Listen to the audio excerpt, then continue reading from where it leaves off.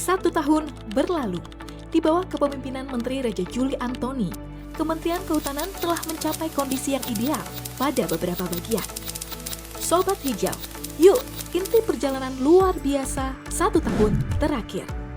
Di tahun pertama kepemimpinan Menteri Raja Juli Antoni, Manggala Agni Kementerian Kehutanan bekerja sama dengan TNI, Polri, BMKG, BPBD, masyarakat peduli api, dan pihak lainnya bergerak cepat dan efektif untuk mengendalikan titik api. Hasilnya, kebakaran hutan tahun ini berhasil ditekan dibandingkan periode sebelumnya. Bisa dilihat, jika dibanding tahun 2023 dan 2024, luasan kebakaran tahun ini turun sangat signifikan. Rahasianya, kolaborasi. Menanggulangi karhutla tidak bisa bekerja sendiri-sendiri. Semua lini turun tangan. Pemda, TNI, Polri, serta sinergi lintas KL seperti BNPB, BMKG menjadi kunci. Maraknya fenomena wisata alam pendakian gunung di beberapa taman nasional menjadi perhatian Menteri Kehutanan di tahun pertama bekerja. Arahannya tegas, keselamatan para pengunjung atau pendaki. Tahun 2025 ini, lebih dari 1,36 juta pengunjung melakukan pendakian di 42 gunung taman nasional dan taman wisata alam. Menteri Raja Juli Antoni menginstruksikan perbaikan yang sangat fundamental, yaitu membagi jalur pendakian dengan penerapan strata atau grading jalur dan memperketat SOP pendakian. Catatan penting dari Menteri, evaluasi menyeluruh pengelolaan taman nasional dan gunung di kawasan konservasi dilakukan secara inklusif, melibatkan praktisi, akademisi, pemerhati, influencer, dan entusias. Jalur pendakian juga dilakukan grading atau kelas jalur pendakian berbasis risiko. Pelatihan untuk pemandu pendakian juga terus dilakukan dengan melibatkan para ahli. Intinya, aktivitas pendakian jadi semakin seru tapi tetap aman. Terobosan penting di tahun pertama, Menteri Raja Juli Antoni mendorong transparansi dan akuntabilitas pengelolaan taman nasional dan taman wisata alam. Saat ini, 97% taman nasional dan taman wisata alam di Indonesia telah menerapkan sistem pembayaran elektronik atau cashless payment. Transformasi digital ini sekaligus meningkatkan penerimaan negara melalui efektivitas manajemen pemungutan penerimaan negara bukan pajak atau PNBP dari lapangan.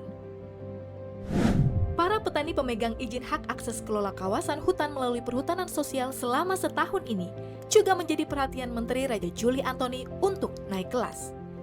8,3 juta hektar kawasan hutan telah diberikan akses kelolanya pada lebih dari 1,4 juta masyarakat. Kementerian Kehutanan kemudian melakukan pendampingan kepada para pemegang izin perhutanan sosial agar dapat mendirikan kelompok usaha perhutanan sosial atau KUPS. Hingga saat ini, 15.811 KUPS telah berdiri dengan berbagai komoditas seperti kopi, madu, gula aren, kerajinan rotan, jasa lingkungan ekowisata, serta produk hasil hutan bukan kayu lainnya. Melalui KUPS juga, para pemegang izin perhutanan sosial kini dapat mengajukan modal ke sistem perbankan melalui Green Taxonomy yang merupakan hasil kolaborasi Kementerian Kehutanan dengan Otoritas Jasa Keuangan atau OJK. Melalui perhutanan sosial, Menteri Raja Juli Antoni juga mendorong peran Kementerian Kehutanan dalam mendukung ketahanan pangan nasional melalui skema agroforestry. Dalam setahun ini, penetapan hutan adat terbesar dicatat 70.000 hektar. Jauh melampaui capaian 10 tahun terakhir dengan capaian rata-rata hanya 30.000 hektar per tahun. Yang keren, prosesnya inklusif. Menteri Kehutanan membentuk Satgas Percepatan Penetapan Hutan Adat yang di dalamnya ada unsur pemerintah, NGO, dan akademisi. Menteri Raja Juli Antoni menyebut masyarakat hukum adat merupakan salah satu the best guardian of the forest atau penjaga hutan yang terbaik. Hal ini lantaran keterlibatan masyarakat hukum adat dalam pengelolaan hutan adat secara lestari. Menteri Raja Antoni selalu berucap jika kehadiran para mitra adalah salah satu faktor pendukung menyelesaikan kerja-kerja kehutanan. Kementerian Kehutanan tidak mungkin bekerja sendiri mengelola sektor kehutanan yang sangat luas juga kompleks permasalahannya. Setahun ini, kerjasama dengan mitra global seperti WWF, BOSF, dan lembaga internasional lainnya makin solid. Semua demi satu tujuan, ekosistem yang lestari, satwa yang terlindungi, dan masa depan hutan yang lebih hijau.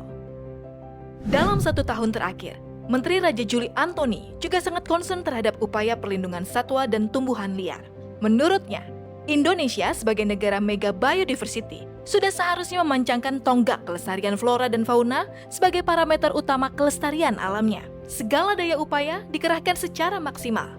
Dari translokasi badak di ujung kulon, pembangunan koridor gajah di Aceh, pelepas liaran satwa dilindungi seperti harimau Sumatera, orangutan, banteng Jawa, dan sejumlah satwa dilindungi lainnya kembali ke habitatnya, menjadi bukti 1 tahun kinerja Menteri Kehutanan Raja Juli Antoni menjaga alam Indonesia.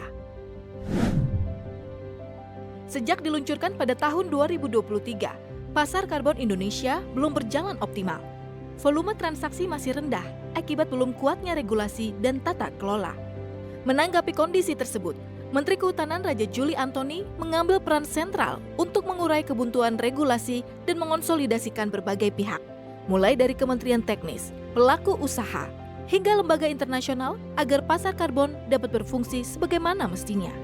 Melalui proses koordinasi dan advokasi intensif, upaya tersebut berujung pada terbitnya Peraturan Presiden Nomor 110 Tahun 2025 tentang penyelenggaraan instrumen nilai ekonomi karbon.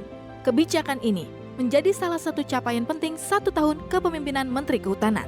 Memperkuat tata kelola pasar karbon nasional sekaligus membuka ruang pembiayaan iklim dan investasi hijau. 1 tahun bukan waktu yang panjang, tapi 1 tahun ini langkah-langkah besar sudah dimulai.